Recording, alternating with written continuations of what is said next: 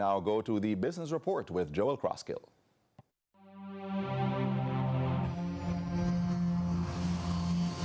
Lots to share with you in the Business Report today. Coming out of the Planning Institute of Jamaica's PIOJ's review of economic performance April to June 2024, Chairman and Director General of the PIOJ, Dr. Wayne Henry, provided the big picture. The Jamaican economy remained relatively flat, recording an estimated growth of 0.1% compared with the corresponding quarter, April to June 2023. The outturn for the review quarter largely reflected the normalization of performances of most industries following the return to pre-COVID-19 levels of output in 2023. Specifically, the performance mainly reflected the estimated downturns in the wholesale and resale trade, repair and installation of machinery, and the construction industries, as well as a slowing in the pace of growth in most other industries. For the first 6 months of 2024, real GDP is estimated to have grown by 0.8%. The goods producing industry grew by 1.3%, while the services industry grew by 0.7%. The industries which were estimated to have recorded the largest increases during the first half of the year were mining and quarrying, up 12.1%, agriculture, forestry and fishing, up 5%, electricity and water supply, up 4.3%, and hotels and restaurants, up 3.5%.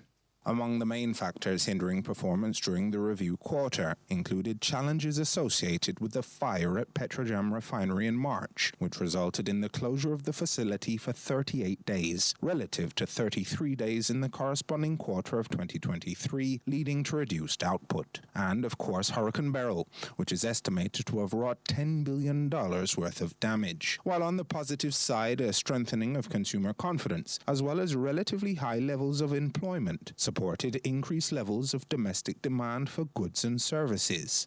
And it was the issue of employment that caught the Business Report's attention, as the updated definitions and classifications of employment adopted by the Statistical Institute of Jamaica Statin came into focus, with employment newly defined as work performed for pay or profit, now excluding own-use production work, volunteer work, and unpaid trainee work, as well as several other interesting revisions.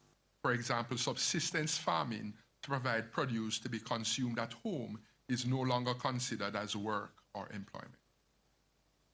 2. Reference week adjustment.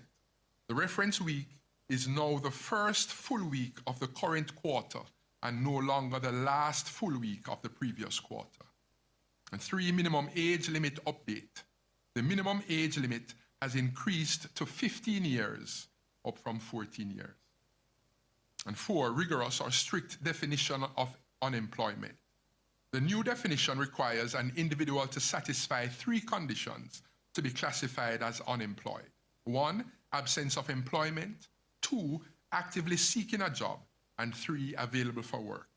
If all 3 conditions are not met and the person is not employed, then that person is classified as outside the labor force instead of unemployed. Due to these changes in the Labour Force Survey, the January 2024 data is not comparable with the previous reports. Nonetheless, the highlights of the January 2024 Labour Market Survey are as follows. The unemployment rate was 5.4%, with male unemployment rate at 4% and female unemployment rate at 7.1%. The youth unemployment rate was 16%, with male youth unemployment at 13.8% and female youth unemployment at 18.5%. The employed labor force stood at 1,405,700 as at January 2024. Males accounted for 53.9% of the employed labor force, with females at 46.1%.